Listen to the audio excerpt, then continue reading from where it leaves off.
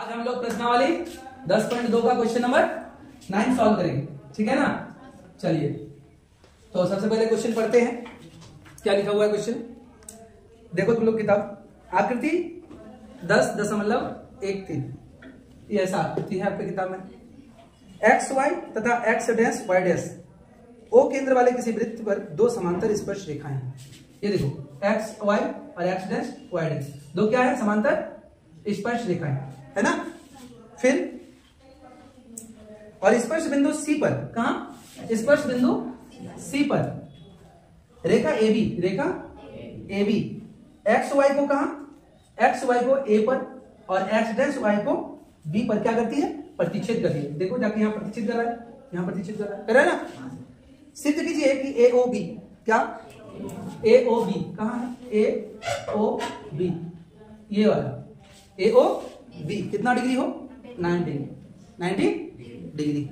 चलिए तो सबसे पहले हम क्या करेंगे, सिद्ध क्या लिखेंगे, सिद्ध करना है। क्या करना है, सिद्ध करना है। क्या सिद्ध करना है, कोण ए ओ बी बराबर 90 डिग्री, ठीक है जी। चलिए तो इसको सिद्ध करने के लिए हमको आकृति को बड़े ध्यान से देखना है और समझना है कि क्या करना है।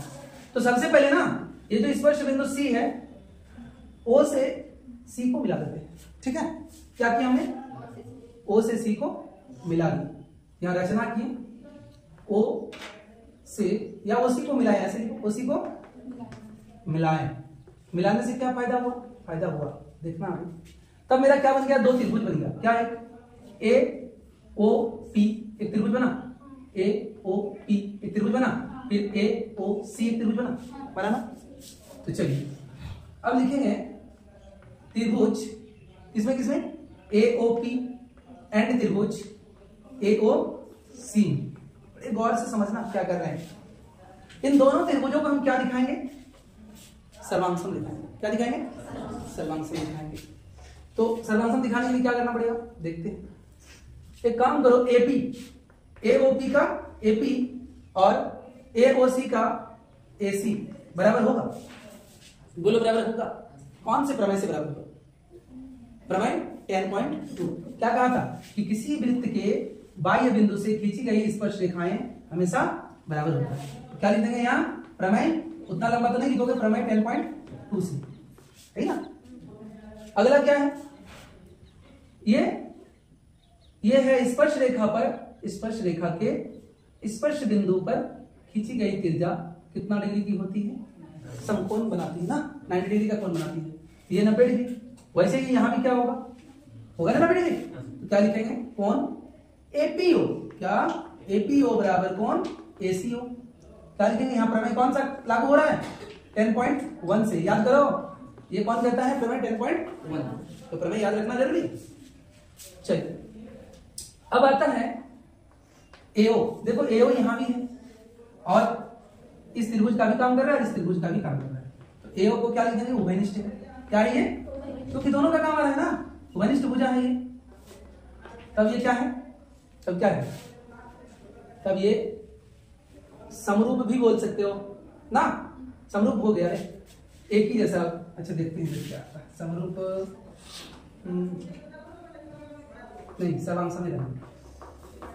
तो क्या करेंगे बाबू, लिखेंगे साइड एंगल, यहां से ये वाला भी कर सकते थे, फिर कोई दिक्कत नहीं। यहां कई तरह से किया जाएगा सर्वांगम। देखो ये बराबर, ये भी देखो क्या है, त्रिज्या ही है, वृत्त की दो त्रिज्या है, देखो ना, ये भी बराबर हो जाएगा, ये भी हो जाएगा ना। तो साइड से भी हो जाएगा। अगर एंगल वाला ना करें हम, या एंगल वाला ना करें तो भी हो जाएगा, तो कोई दिक्कत नहीं है इसमें, कोई बड़ा दिक्कत नहीं। चलो तो हम किस नियम से यहां बोलेंगे, एस से भी हो सकता था, छोड़ देते हैं इसको, एस से हो सकता है इसलिए छोड़ देते हैं।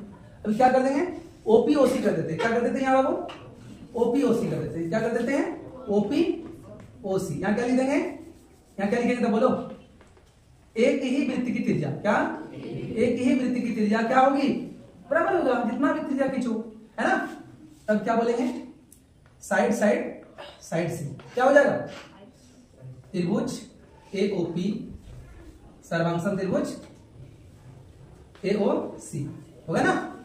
अब जब दो त्रिभुज सर्वांगसम है, हुबहू एक ही जैसे हैं, इसके संगत कोण बराबर होंगे। तो संगत कोण है कौन? ये इसके संगत है, बोले 90-90 है ना रे। ये इसके संगत है, ये इसके संगत है, और ये इसके संगत है। कौन? ये इसके संगत है। इसका नाम कौन? 1 दे दो, इसका नाम 2 दे दो, ताकि तुम्हारा सुविधा हो जाए। हाँ, लिखने में क्या लिख दोगे? इसलिए कोण 1 बराबर कोण 2 क्या लिखोगे यहाँ? सीपीसीटी। सीपीसीटी का मतलब सर्वांगसम त्रिभुजों के संगत कोण बराबर होते हैं। ठीक है जी। अब त्रिभुज इसमें रे COB या BOC, क्या? BOC एंड त्रिभुज BOQ। देखो जैसा इसमें हुआ ना, हुबहू वैसे इसमें भी होगा। देखो यहां से ये स्पर्शिका बराबर होगा, ये त्रिज्या, ये भी त्रिज्या, ये वंश त्रिभुजा दोनों का सेम चीज आ रहा है ना। तो इसी पर क्या होगा? ये कोण ये कोण बराबर होगा कि नहीं? जैसे ये कोण बराबर होगा, वैसे ये कोण बराबर होगा। इसका नाम 3 दे दो, इसका नाम 4 दे दो। क्या लिखेंगे? तो क्या लिखेंगे? इसी प्रकार, हाँ, इसी प्रकार त्रिभुज BOC एंड BOQ में क्या होगा? क्या होगा? इधर लिख देते हैं। क्या होगा? कोण 3 बराबर कोण 4 है, होगा ना। चलिए ठीक है। आप लोगों को पता होगा, क्या पता होगा?